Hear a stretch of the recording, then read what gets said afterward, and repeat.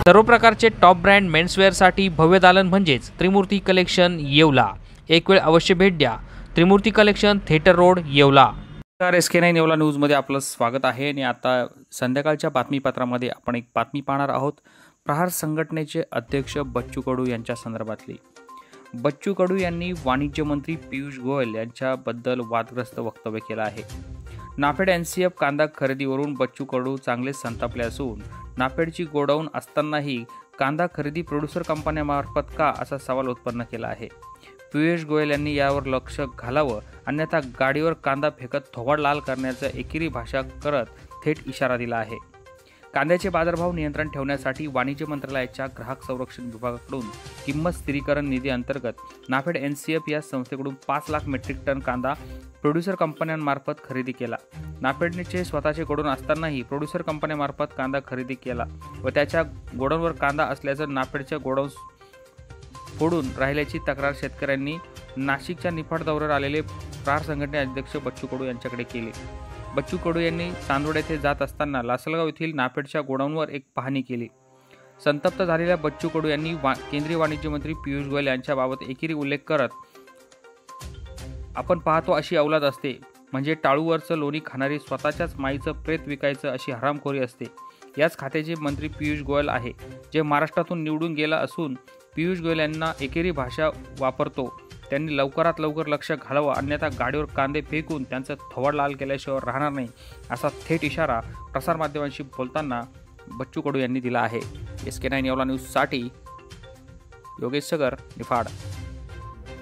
खरं तर पहिले म्हणत होते की चारही बाजूनं चीत करायचं, म्हणजे पहिलवान जिंकला तसं चौफेर भ्रष्टाचार केला आहे। पहिले तर ग्राहक तिथं करप्शन झालं, शेतकरी तिथेही करप्शन झालं, आणि जिथं गोडाऊन आपण पाहतोय का त्यामध्ये पण करप्शन आहे।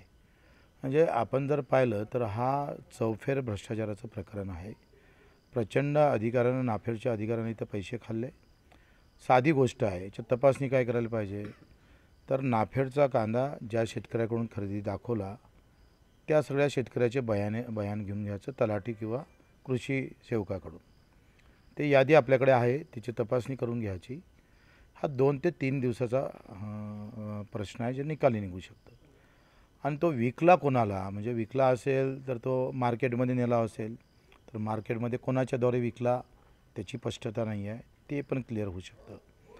परंतु सरकारला फक्त योजना करप्शन करायसाठी करायचं काय, हे फक्त खाण्यासाठीच योजना केलेल्या करायचं आहे। त्याचं एक उत्तम उदाहरण म्हणजे एवढं मोठं गोडाऊन असूनसुद्धा इथं एक कांदासुद्धा नाही आहे। म्हणजे आपण जर पाहतो का ही अशी औलाद आहे जी टाळूवरची लोणी खाणारी असते, स्वतःच्याच मायचं प्रेत विकायचं अशी हरामखोरी आहे। आणि त्याचा मंत्री पियुष गोयल आहे, जो महाराष्ट्रातून निवडून गेला। त्या पियुष गोयलला एकेरी भाषेत बोलतोय, त्या पियुष गोयलनं लगेच लक्ष घालावं, नाहीतर त्याच्या गाडीवर आणि कांदा फेकून त्याचं थोबाड लाल केल्याशिवाय राहणार नाही। याच्यावर त्यानं नियंत्रण घातलं पाहिजे।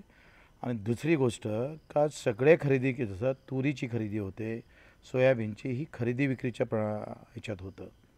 नाफेडनं इथं खरेदी करावं, बाजार समितीत खरेदी केंद्र सुरू करावं, पण ही हरामी मुद्दामून करप्शनासाठी केलेला प्रकार आहे।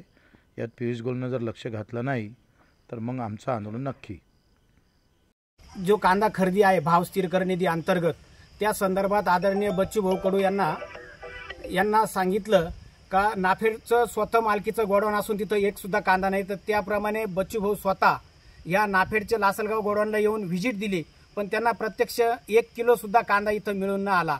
कारण हा कांदा प्रोड्युसर कंपन्यांच्या मार्फत NCCF असेल, नाफेड असेल, सगळा कांदा बाहेर घेतला जातो। म्हणून त्यांनी संबंधित अधिकारी असतील आणि मंत्र्यांना सुद्धा संपर्क करण्याचा प्रयत्न केला, पण येणाऱ्या काळामध्ये त्यांच्याशी संपर्क करून अन्यथा पियुष गोयल यांच्या गाडीवर कांदे फेकण्यापर्यंत त्यांनी इशारा दिला। हेच आम्ही आजच्या या पाहणी दौऱ्यामध्ये स्पष्ट करतो। मोबाइल मोबाइल मोबाइल, अरे मोबाइल बोले तो SS मोबाइल। स्मार्टफोन ब्रँड असो कोणताही, खरेदी मात्र SS मोबाइल मध्येच। मोबाइल मोबाइल मोबाइल, अरे मोबाइल बोले तो SS मोबाइल।